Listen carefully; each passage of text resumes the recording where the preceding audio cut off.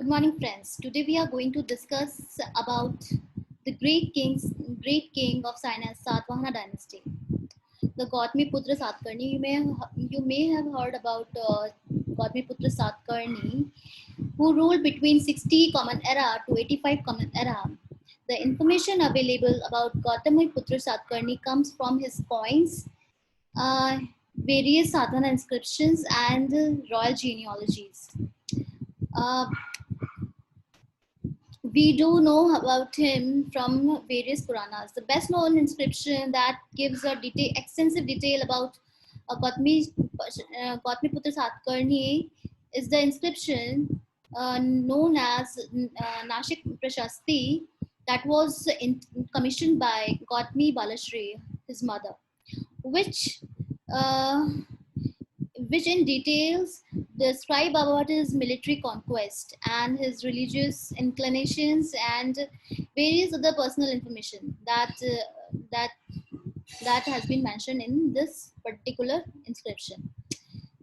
Historical evidences suggest that Gautamiputra Satkarni revived the Satvana power, which was declined after the frequent Shaka invasions and after the rule of Satkarni II. This particular inscription, that is a Nashik Prashasti, describes that he ruled over a uh, great area. The great territory was under his rule, and for due to this reason, he was called King of Kings. It states that his orders were obeyed by the circle of all kings. It indicates that his rule extended from Malwa and Saurashtra in the north to Krishna River in the south, and from Konkana in the west. In Vidarbha in the east. The inscription indicates that the horses of Gautamiputra drank the water of uh, three oceans. This implies that Gautamiputra subdued the Cholas and Pandyas in the southern India. The inscription states that the Gautamiputra uprooted the Kshatrapa Shaharatra, to which Nehapana belonged. The Nashik inscriptions dated states that in the 18th year of his reign, he reaffirmed a grant of land to Buddhist monk. This land was earlier in the possession of Nehapana's son-in-law called Rishabdev or Ushabhadat. The hoard of Nahapana's dynasty is rediscovered at Jogalthambi in Nashik district, which that includes coin restruck by Gautamiputra, which suggests that Gautamiputra defeated Nahapana and he restructured the coins issued by Nahapana. So, in the end of his reign, Gautamiputra lost some of his territories to the Kadambas, or we may say um, that succeeded Kardhabas, that succeeded Nehapana dynasty. Junagadh inscription of Rudradaman suggests that he defeated Satkarni, the lord of Dakshinapatha, twice. Here we can say that he was called Gautamiputra Satkarni was called the Dakshinapatha Swami, the lord of Dakshinapatha. It also says that he spared his life of the defeated ruler because of the close relation. However, historians such as Rapson believe that the defeated ruler was his son, not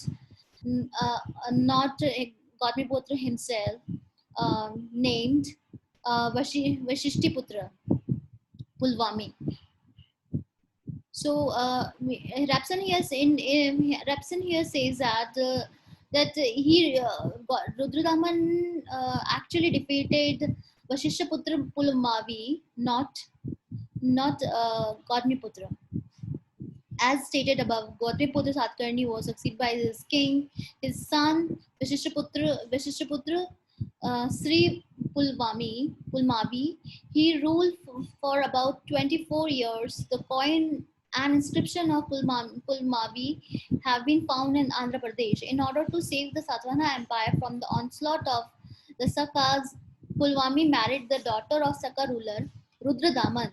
Due to this, due to this we can infer that Rudradaman stated that he spared the life of his close relative in the earlier in his inscription.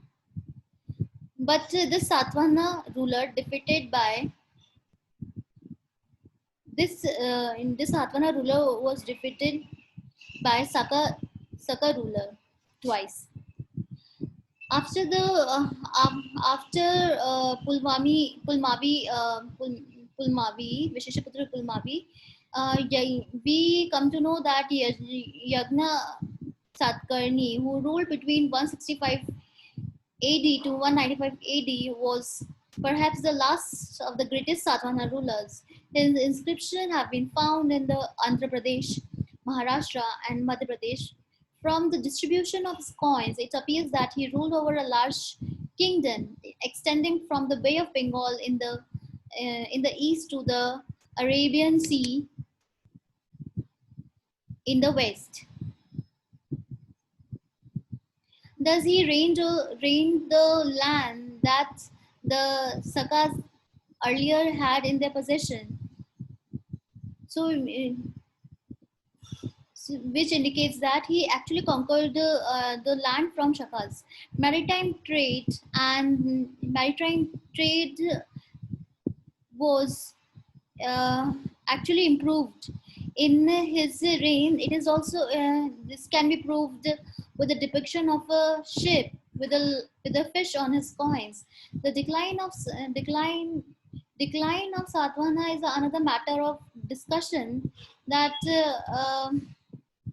that is very important, that the successors of Rajna were weak and unworthy to govern such a large empire. Hence, the Satvana Empire collapsed, especially when Abhiras seized Maharashtra and Ikshwakus and Pallavas appropriated the eastern provinces. So, rules, attacks, and invasions from all over sides became another hurdle for the weak Satvahana rulers. Thank you. In this lecture, we are ending here.